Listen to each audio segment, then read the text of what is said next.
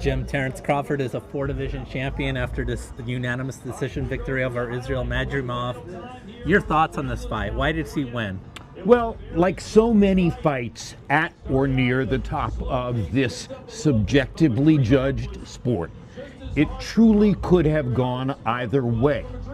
However, within that statement, it could have gone either way. Could it really go either way when we're in the United States, when we're fighting on American soil, when the protagonist in the fight is the number one pound for pound American fighter, whether he's the number one pound for pound fighter in the whole world or not? He is certainly the number one pound for pound American fighter, and he's unbeaten to this stage of his career.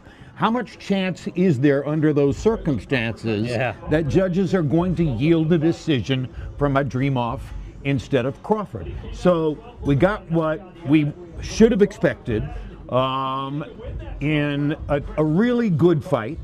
Another good performance by Terrence Crawford that continues to embellish his already historic credentials, and on to what comes next.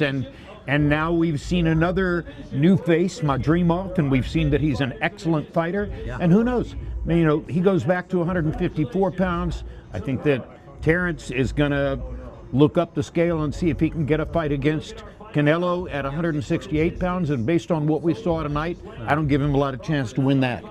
Exactly. I was going to ask you about that, because while Madrimov definitely gave a strong account of himself, and we'll definitely see him back, you know, fighting for titles in the 154-pound division. You've got to think that with Turki Al-Sheikh talking about maybe Virgil Ortiz, that Terrence Crawford should stay home at 154 now instead of taking that Canelo fight. I think so, because, you know, if Canelo didn't have the single best, most solidly proven chin in the sport, and there was a chance that Terrence could hurt him, that's one thing. But I just don't think there's very much chance that Terrence, as great as he is, and he's great, can hurt Canelo Alvarez in a prize fight. So I really don't see the wisdom of that particular choice. He didn't hurt Madrimov. That's exactly right.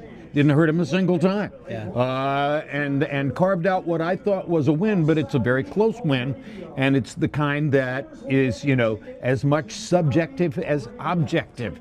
You know, how else is the decision going to go under these circumstances in this place? And it isn't that he didn't deserve it. He fought well.